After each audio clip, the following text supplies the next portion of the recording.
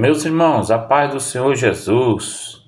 Aqui é o evangelista José Edson, pastor no Ministério de Madureira. Pastorei uma congregação e estou aqui gravando mais um vídeo para vocês a respeito de um pouco do culto de doutrina que ontem, pela graça de Deus, tivemos ali a oportunidade de passar para os irmãos.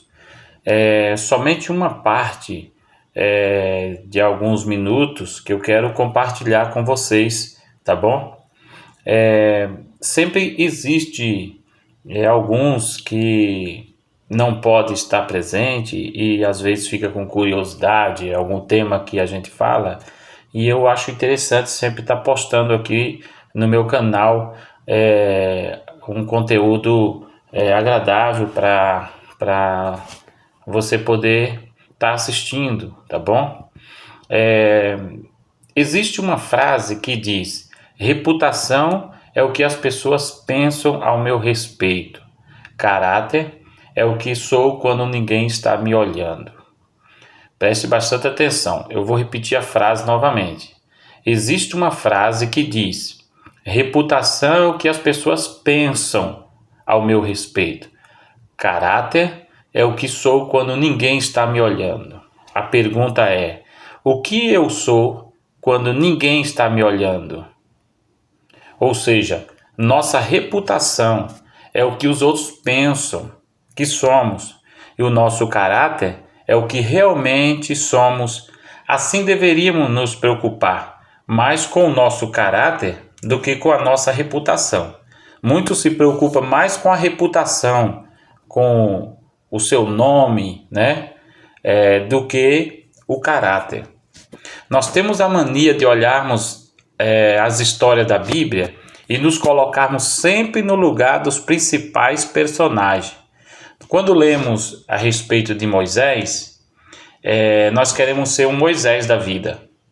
Mas é aí, a partir daí, que as lições são sobre como lidamos com o chamado, as dificuldades e as oposições. Veja que Moisés teve as dificuldades e teve as oposições na vida, Ao lermos a história de José, e a partir daí as lições são como a gente lida com as traições, invejas e injúria.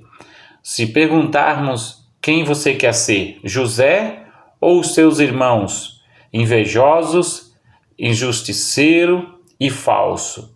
Muitos querem ser José, mas na verdade são falsos, mentirosos e traidores, mas se passando como José em todos os lugares. Quando chegamos na história de Gideão, nós vemos que Gideão estava no lugar errado malhando o trigo.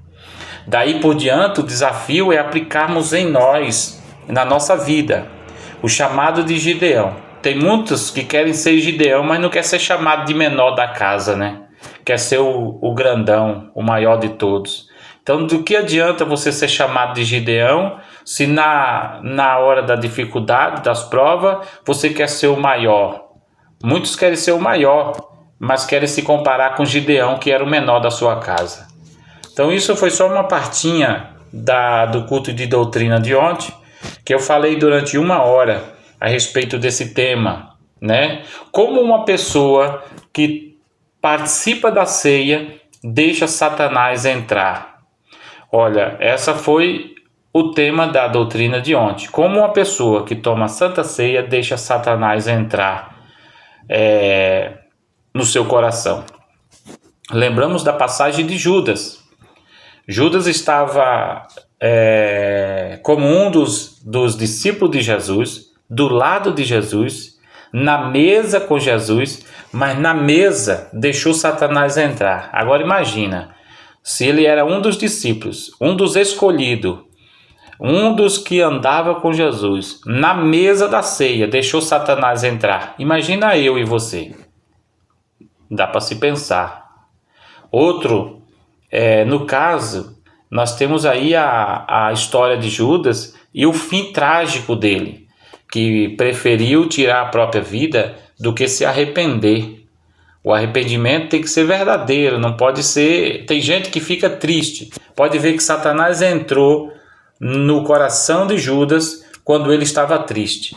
Então eu me preocupo muito quando eu vejo alguém dizer: estou triste, estou desanimado. Essa é a chance que o diabo tem para entrar na vida dessas pessoas. O diabo não vai entrar na vida de uma pessoa que está alegre com Jesus. Ele vai entrar na vida de quem está triste, de quem está com o coração abatido, do coração que aí a pessoa está vazio total de Deus. E quando vem esse esvaziamento, é a hora que o diabo entra. Então, como que o diabo entra em alguém que toma ceia? Quando ele se deixa levar, né, pelas tristezas da vida, as dificuldades, já começa a falar que está triste, não aguenta mais, não suporta mais, é aí que o diabo entra e toma de conta.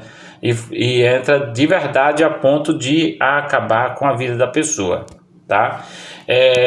Eu aceitei Jesus em 89, e quando eu aceitei Jesus, a Bíblia diz que tira um espírito imundo de mim. Só que esse espírito imundo, ele não vai embora, ele fica ao redor procurando uma falha minha para entrar novamente e trazer mais 7 piores do que ele. E eu falo para você, aquele mesmo espírito imundo que estava na minha vida, que saiu, ele não está longe e ele continua próximo, esperando uma falha minha. Assim você também. Não pense que você está livre. O diabo existe, Deus existe, o diabo existe também. E é isso que ele quer que você acredite, que ele não existe e que tudo de ruim é consequência que Deus está permitindo. Então se volte para Deus, olhe para Jesus e firme. E chega desse negócio de falar: estou triste, quase não estou suportando. Essa coisa não é de Deus. Olhe para Jesus e se alegre na cruz do Calvário. Deus abençoe em nome de Jesus.